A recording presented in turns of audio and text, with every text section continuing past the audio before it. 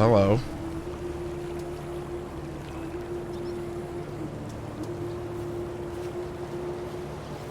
And here we are. Yes. Can't see why I'd want to do that here. And here we go. We're only on Act 4 here.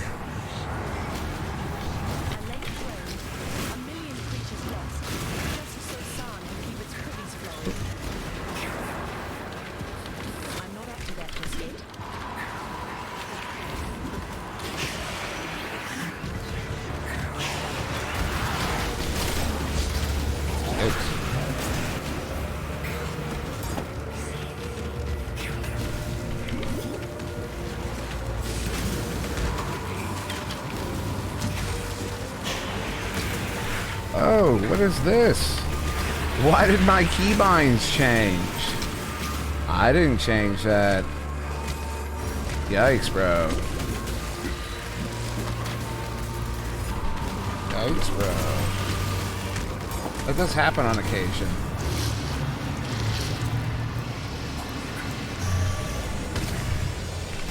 Oh, good.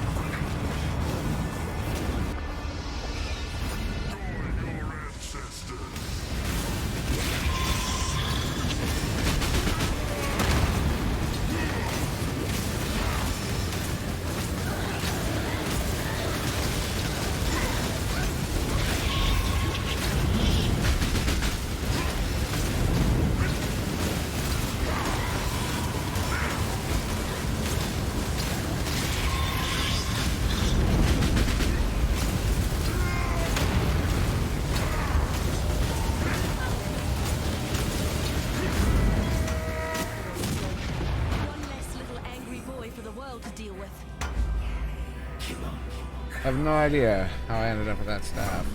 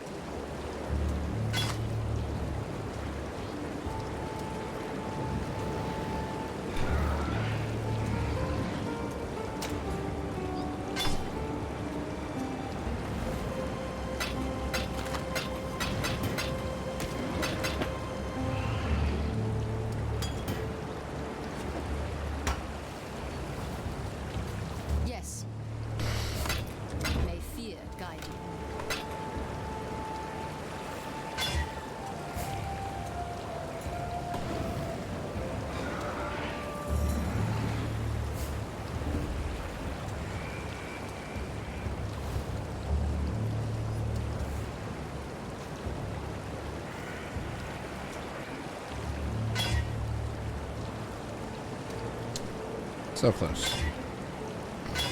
It's so far. Okay, so let's move on. No!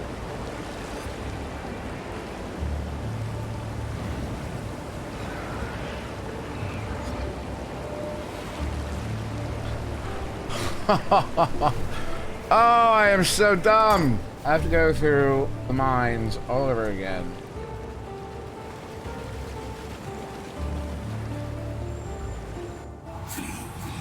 And they're fresh. Okay. Wow.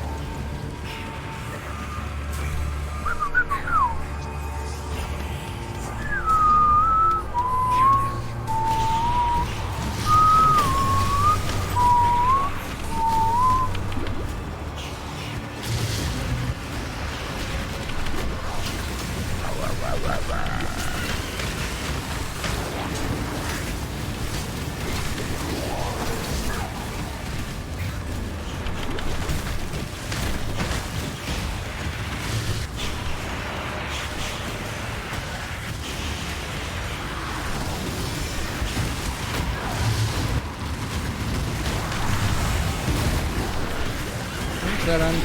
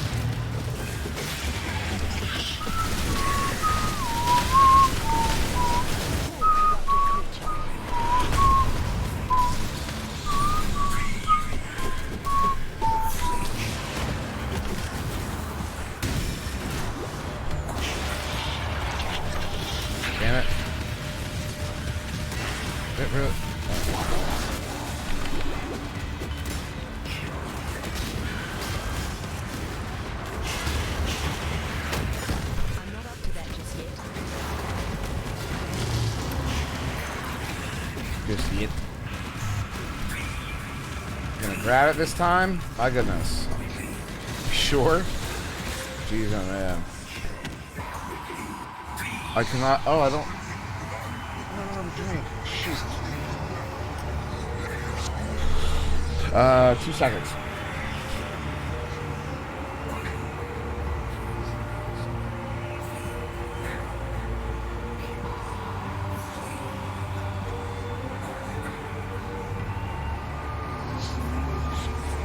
Two seconds.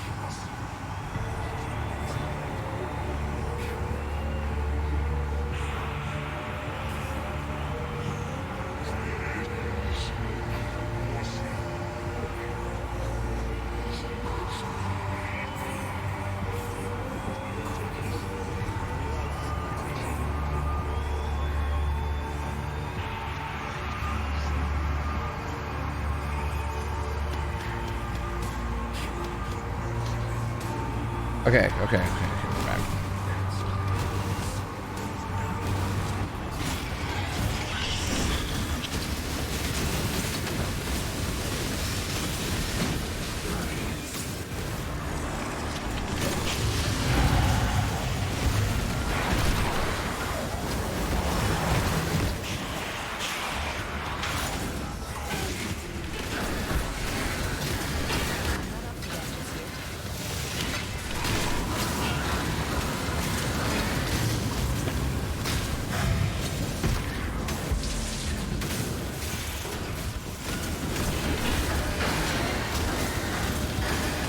I'm gonna be honest, man, every time I play some other build,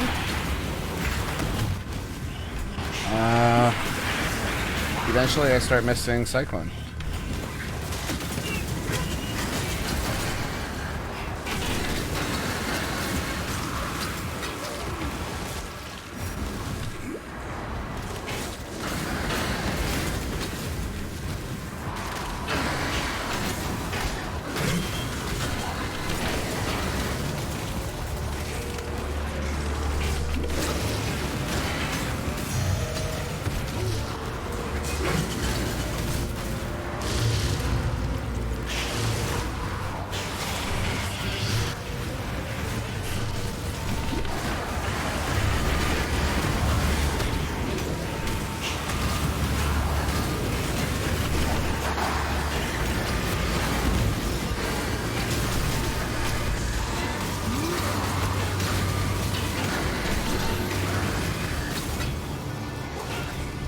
Still here? Come on, man.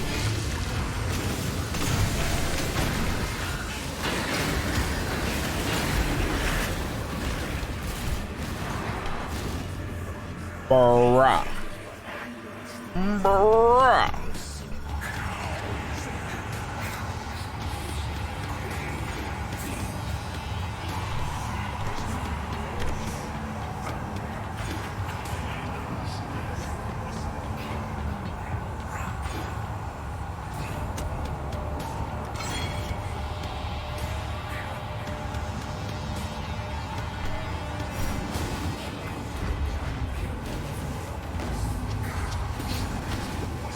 Oop. That was a wall.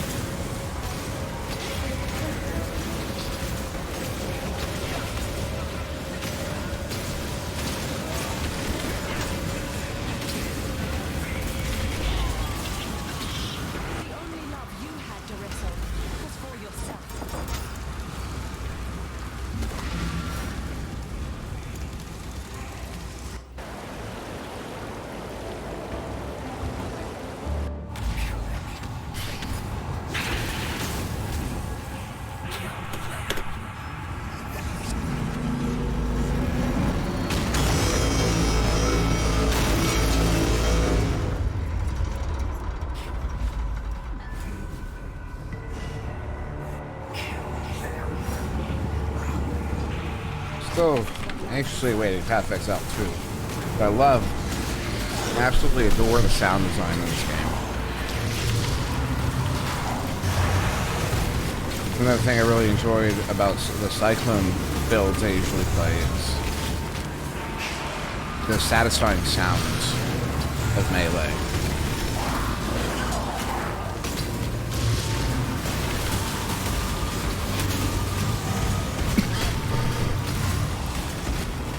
I also think the score is just masterful. Hollywood quality.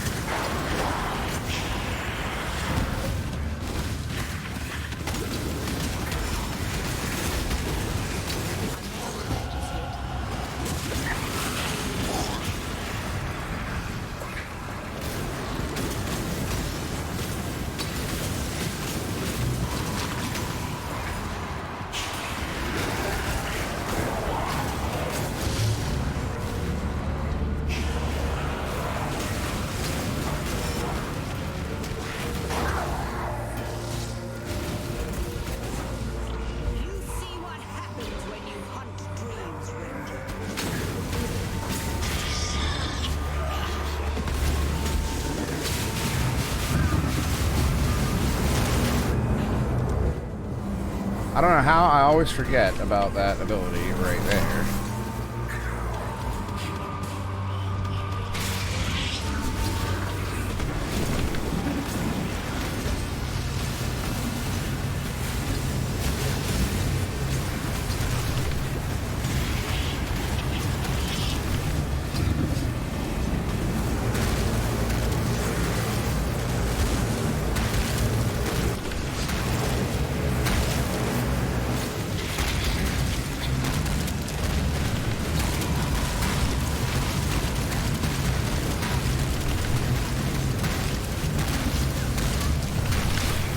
Yikes.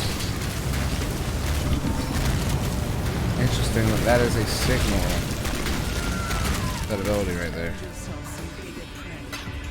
A really reliable, what do you call it, projection skill. Or, no, it's not a projection. But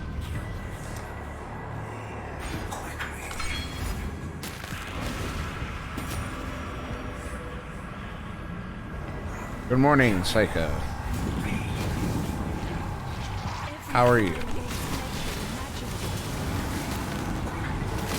I am apparently agitated. Not like the other day.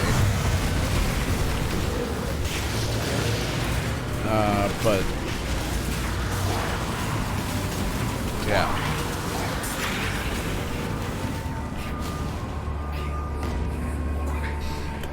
I intend to play.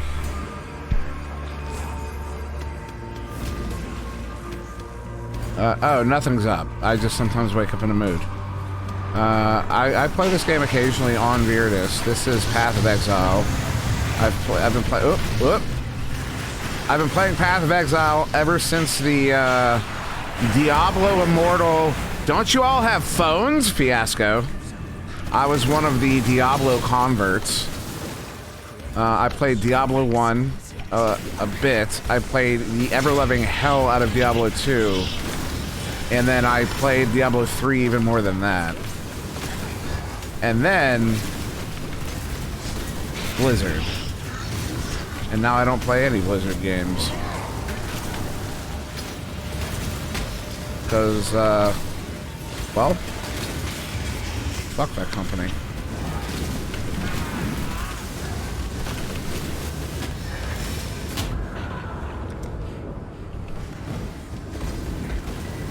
So yeah, after that was one of the Diablo Immortal converts. So that was like 2017, I think.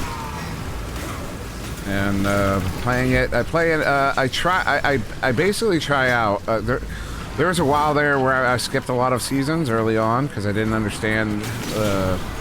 My expectations weren't set appropriately because, like, I was used to, like, wow, World of Warcraft or Diablo, this kind of gives you what you need eventually.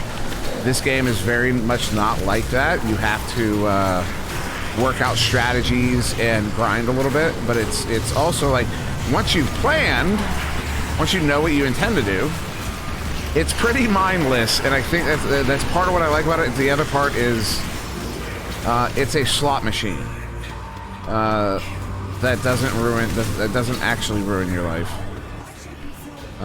It pings that part of my brain. And I know that's a thing that in video games will get me. And so I figure this is better than going to the casino.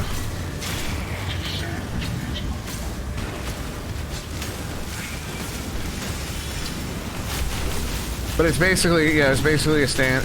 It's a lot of people have referred to this as the spiritual successor to Diablo 2, and I tend to agree with them. This is what we wanted. Like, this is when I remember when they announced Diablo 3. This is what I imagined. Like, this art style, this grittiness, this sort of look and feel. Not necessarily like this nonsense, because this is kind of extreme. But I also understand why they do that, and I don't personally have a problem with it. You just have to. It creates a. So when you look at that, you're like, how do you know where to go? I don't. I follow a guide. I follow somebody else's build guide, because that's one of the attractions of the game to some people is being able to go really granular into that tree and figure out really unique ways to play the game. They'll combine, they'll combine different builds or things they want to do and figure out cool builds, and you end up with some really wild play styles, some really cool stuff that I've wanted to play, but they take quite a bit of an investment to actually build that kind of specific build, as it were.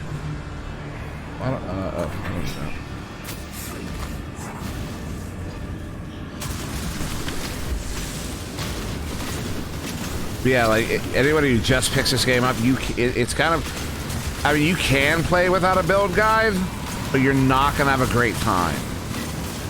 Like, you're not gonna get far. You're not gonna understand how to progress. It's not really gonna, you know, it takes. There's a big learning curve because this game is not built like a lot of other games. And I'm not like, you know, this one's unique. It's not full unique, but it is the way they, you know, it reminds me more of EVE Online, the way they treat their players. And that is, they treat you like adults. And they know that the internet exists, and they know that the complexity of the game also creates many different levels of, like, time investment and commitment to the game. So, like, I play very casually, but if you're like a min-maxer and you're obsessed with, like, being quickest and the best and the first, those folks have already completed all the things I am now on step 4 of, and there are 10 steps. And I've been playing. I started the same time they did. Friday at 3. Really? Monday at 3. Excuse me. But I play very casually. Whoop. You were your own worst enemy, Doedry.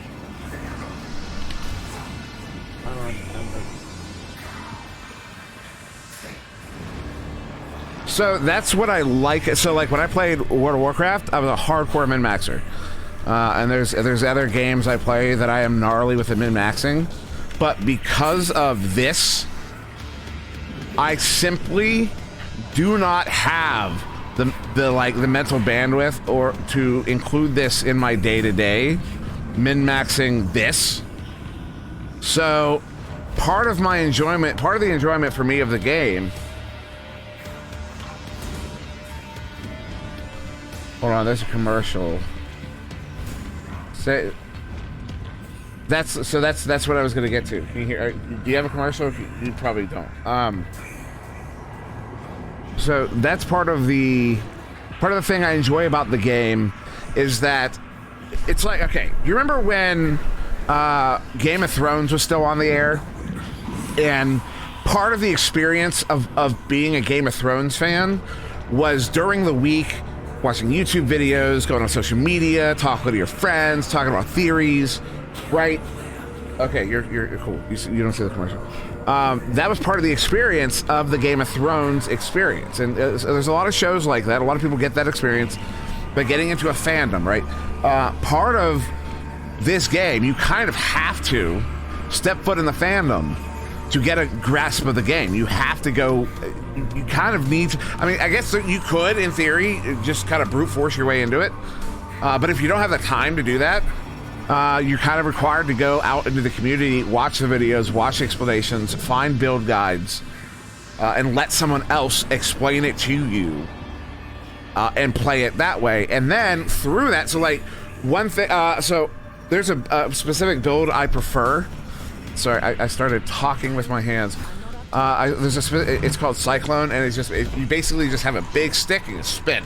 That's basically the ins and outs of it. You have your gear and stuff, but like you carry a big stick and you spin around, and that's basically it. Something about that playstyle I love, and I have played it now so many times. I'm getting to the point where I'm starting to understand all the ins and outs and the nuances of the various builds that are out there that I've been following. I now understand them to a point where I can make adjustments to them that suit better the way I prefer to play. And so there are a bunch of different ways to engage with the game because of the extreme complexity of it, if that makes sense. There's too much. There's just too much to be an expert at the game. Instead, you're going to be an expert at a part of the game. If you want to be an expert at all.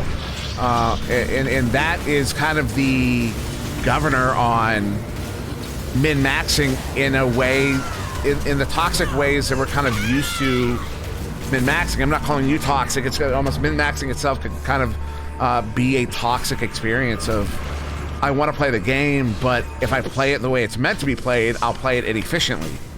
The only way to play Path of Exile is to play it inefficiently. There's no way. It's the what is it? N equals NP. Is that it? P equals NP. The P equals NP problem. That's what Path of Exile is. I'm not seeing your chat right now, but I will read it after the boss here. But I'm pretty sure, being an engineer, are you familiar? I would imagine you're familiar with the P equals NP problem. Unsolvable or whatever. That's right, P equals NP. So, because I mean, there's just no way to play this game in the most efficient way possible unless you happen upon that incidentally. And so that kind of satisfies. It's almost like it being too difficult to min-max in that way makes it possible to play if you're kind of obsessive like that about it, which I can be as well. It makes it too difficult to do it, and so you don't have the option to, so you don't. You just play it however you want to play it. Like now, I do have sometimes, like right now, I'm playing what is like a meta build, and so there are builds that are like easy mode, but nothing is really easy mode because you still have to grind for the gear. You still have to get to the map. It's all still a grind. You know what I mean? So like, there's really no reason to just not play it how you want to play it, because there's no way to do it in the most perfect possible way unless you're literally committing your entire life to it, like literally, like not even eating.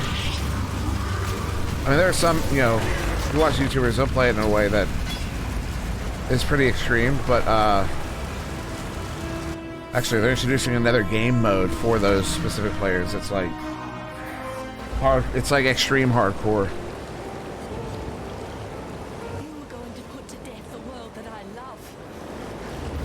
Oh no! I am so the Viva League video you're talking about. I am fairly certain that super complex skill tree they pull up is based on this one. I've never seen a skill tree anywhere else in any game I've ever played that looks like this. That is this ridiculous. I am like not even. I'm so confident that it is based on this.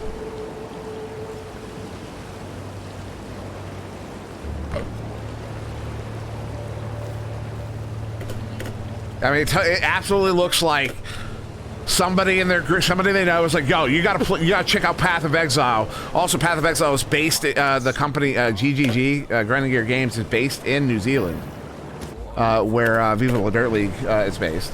So they would also be keenly aware. It totally looks like one of them played the game, did this, and went, nah, fuck this, no way, no, I'm done. I guarantee you that's what happened. Because I know if I had no warning and I opened this up, I'd close the game. I would just close the game. I wouldn't come back to it. Just imagine you're biting an apple. Oh, dude, Ben is hilarious. What's it? He has that outrageous. Yeah, Ben is hilarious.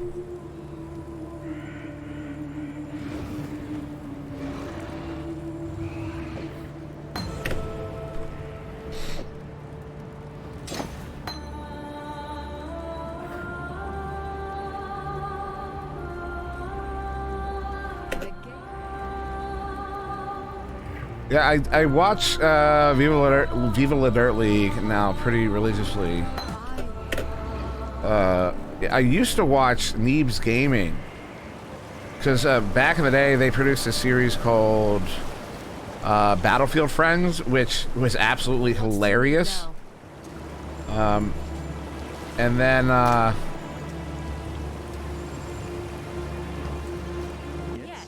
and then they started streaming, and I wasn't big into watching them streaming, but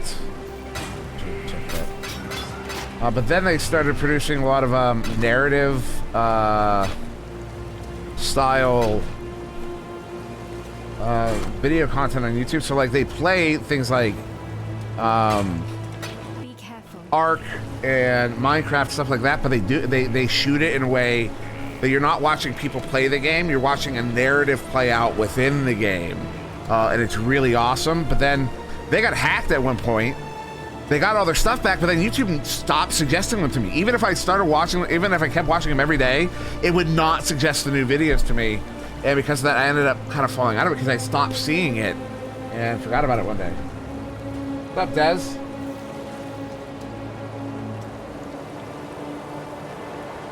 It's Neebs Gaming, Neebs. And yeah, they have a long history, but that channel. Yeah, they do. Like I said, it's narratives within the game. It's actually really cool. And what's difficult for me about watching them is like when I watch their Ark series, I end up having just this burning desire to go find an Ark community to play with. I never do, but like it makes me want to go play Ark because they, in those videos, they show you kind of, I hesitate to call them just videos, they're more like episodes.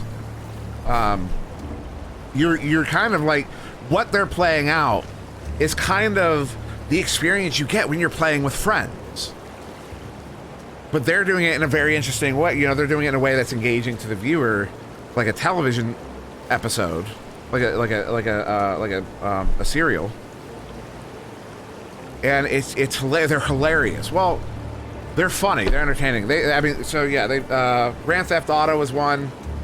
Ark is what, I was hooked on Ark. The Minecraft series is great.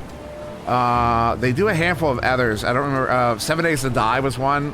That was really good. They did a version of, not a version of, but they did Subnautica, but that's a one-player game. So what they did, because it's a group of them, and everything they do is a group thing, they had one guy play it, but then they had two guys act as, like, technicians on the other side of this guy's radio, but they're all kind of, like, just idiots. Not idiots, but you know what I mean? They're just kind of, like, bros. Not bros. You know what I mean, though? Maybe you'll get what I mean if you look at it. It's hilarious. I ended up, I had like a week of like, I had stuff to do and I just wanted something on in the background. The whole series, they'll cut their series like into a long cut of like 8 hours, 10 hours, 12 hours. And over the course of a week, I would have that on the background, pause it whenever I was going off to do something else. And over the course of a week, ended up watching the entire Subnautica series.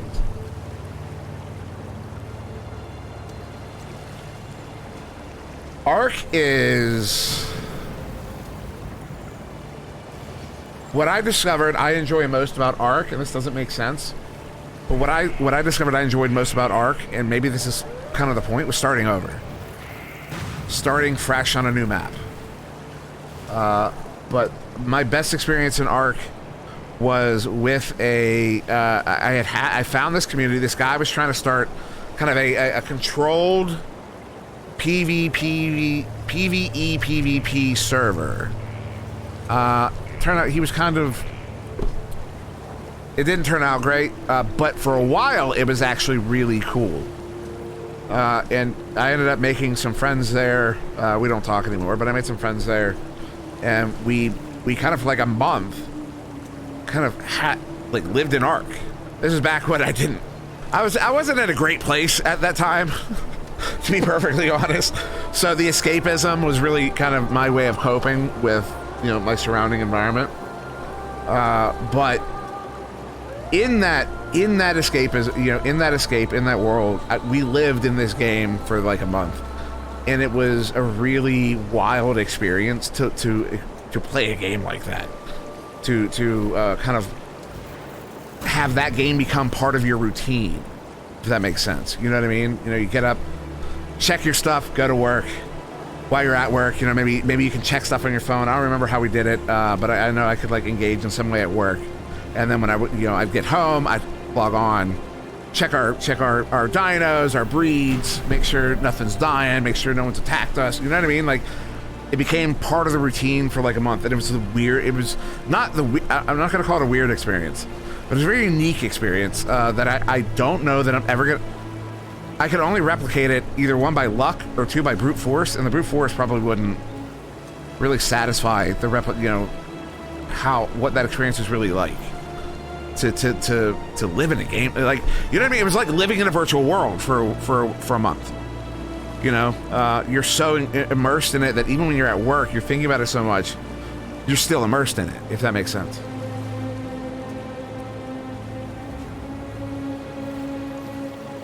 Ark had a VR version. It was VR capable from the very beginning, actually.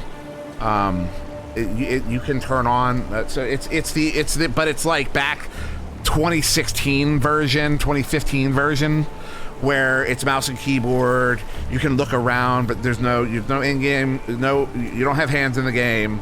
You can't. You know. So like I couldn't play it because one, graphically it was extremely intensive, but two, because of like the mouse and keyboard movement and all that, it would make me sick.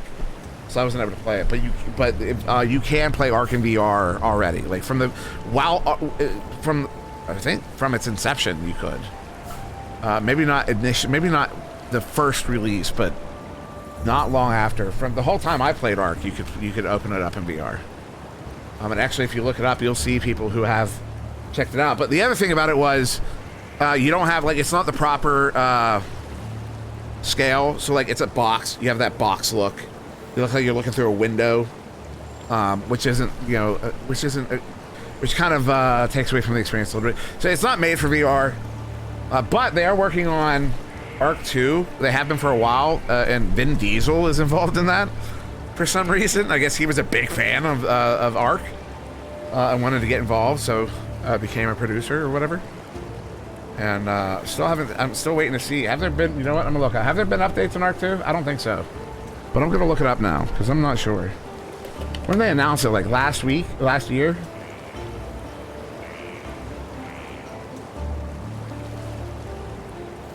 Wait, what?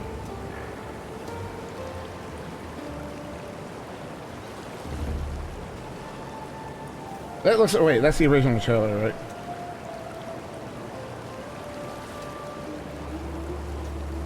Yeah, that's the original trailer. Okay, nothing new, it looks like.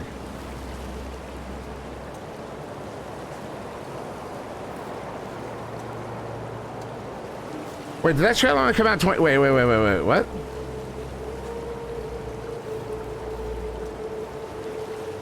That trailer's older than June. That trailer's like from a year ago. Oh, when was Ark 2 announced?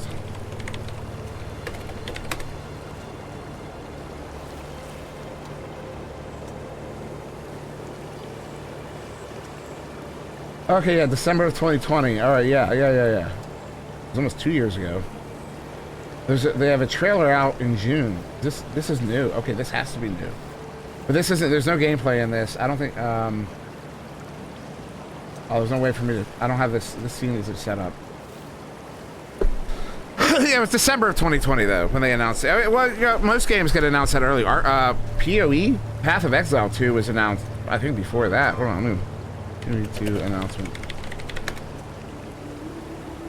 Yeah, November of 2019 was when Path of Exile 2 was announced. And right before COVID.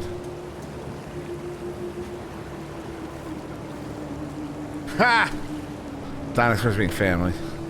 Nice meme.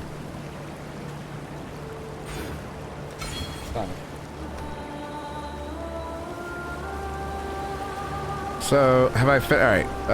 So I did finish. So here's what we're gonna do. This is gonna be the end of the stream, but I will make sure we get to the next tower. So that's how we're gonna finish this. So I have the climb, the ascent, excuse me, the climb, descent, climb the mountain. And then through the control blocks. Is that what it is? Prisoner control blocks. I think it's control blocks. And then to the next hub, and then we'll call it. That's how we're gonna do this.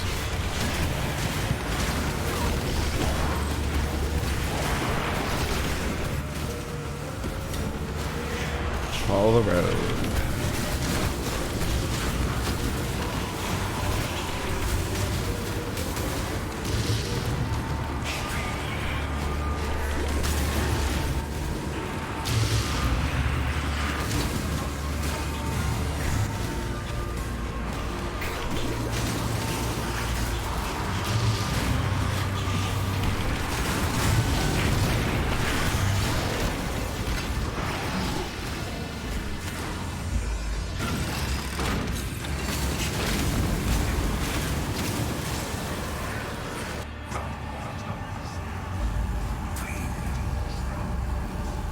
Ha.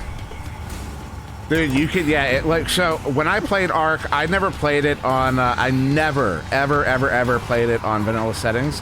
I never played in official servers because they're way too hardcore.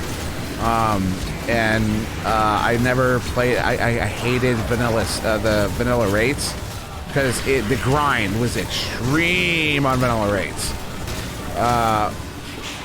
So I found certain settings that I preferred. Certain rates I preferred. And I ended up playing a lot of solo. That's right. And when I played with a group, we would play closer to. So like solo, I would prefer anywhere between 3. So depending on the experience I wanted. If I just wanted to build stuff, I'd look for like 10 to 20 rate, like extreme rates, 10 to 20 times harvest rates. But then if I just wanted to like kind of have a fun little playthrough that was challenging, I'd look for like 3 to 5 times the rates. But when we played with a group, we were always at 2 to 3 times rates because when we were able to farm with a group, when those rates crank up, you start getting a ridiculous amount of resources. That could be the resources themselves become too much to manage. So I don't remember what my point was. Oh, but I know Billy Brick Wall because I'm pretty sure we've talked about Ark, me and him. No, not Billy. Was it Billy? It might have been Billy. Yeah, actually, I think it was Billy. Billy plays on like vanilla rates and on official servers and stuff, and I was not about it. I didn't particularly enjoy that experience. I also love the mods like the game, like modding the game, you know. There's a lot of awesome mods. Although one of the mod authors is incredibly toxic, and punitive, and because his one mod, so there's a mod. So when at one point in the history of Ark, you could put points into your if you had like a flyer, like a Pteranodon or an Argentavis or a Quetzal, even like any of the bird dinosaurs. You could put stats into their speed. You can put points into their speed stat and make them faster. Well, at some point, the game company changed their mind on that and made it so you could no longer do that. Now they made up for it in other ways, like they kind of balanced it out. Otherwise, birds got stronger overall, but they were no longer. You could no longer make them fast. Which made sense to me because basically they were shrinking their maps by doing that. Effectively, you're effectively shrinking the map when you do something, when you make a decision like that. That's the actual effect it has. Is the map gets smaller, so players get more out of less, if that makes sense. It made sense to me, and I actually didn't mind that change, but a lot of people hated that change. So a mod was created called Classic Flyers, that if you put it on your server, you would be able to put points into your speed stat again. And most servers, most private servers would use this mod because most players who played on, not vanilla rate servers didn't like the change to the birds. Well, this mod creator was particularly punitive and petty. And one day there was a major bug in the mod that caused, like, it broke a few features in the game if you were using this mod. And so folks were complaining about it. Because it basically broke half the servers, and dude just got pissy at everybody, and said, don't use the mod. Don't complain. I'll fix it in a week. You're just gonna have to deal with it, or whatever. But the way he was being very aggressive in attacking people that were like earnest complaints. That was just like, hey man, just want to this is kind of a disruptive to our server, yada yada. It'd be cool if you could fix this. And his response was really aggressive, very negative, and very on the attack. And at one point I said, dude, if this is the way you're going to go about this, maybe just get off of Steam or whatever. I don't remember what I said exactly, but I just suggested to him, like, you know, bro, you're being really aggressive. Chill out. There's no reason to be like that. You're also, he was also being very there's like he was using it to soapbox about something else, tangentially related, but not directly related. And what ended up happening was, because he didn't like that I said anything, he blacklisted me from using his mod, which meant that from that point on, and still to this day, if I go play Ark on my main Steam account and go onto a private server that uses the Classic Flyers mod, the moment I tame any bird, it will break the bird, so I can't use it. Any bird on any map that uses that mod. And the majority of these servers use that mod. So this one guy having a problem with the fact that I said anything was able to effectively break the game for me personally on the majority of private servers because of his monopoly with that mod. It was actually pretty fucked up, it was part of the reason I stopped playing Ark, actually. In retrospect, because there were other mods he used that were also, like, I would start looking for servers that didn't use that mod, but then I would end up in servers that would use some other mod of his, because he was a fairly prolific modder. Let me rephrase that. Some of his mods were fairly prolific, and so it became really difficult for me to play the game. So I ended up not playing it anymore, and now I'm just looking forward to Ark 2. I'm sure it did. I'm sure the music made it more intense. So with that, we're gonna call it. That was SirDimwi story time. Cool. I'll see you around, Psycha, and I suppose I'm assuming Gilligan is the other viewer here. But who knows? Maybe someone is actually enjoying the aesthetic. Anyways, all right. Have a good day.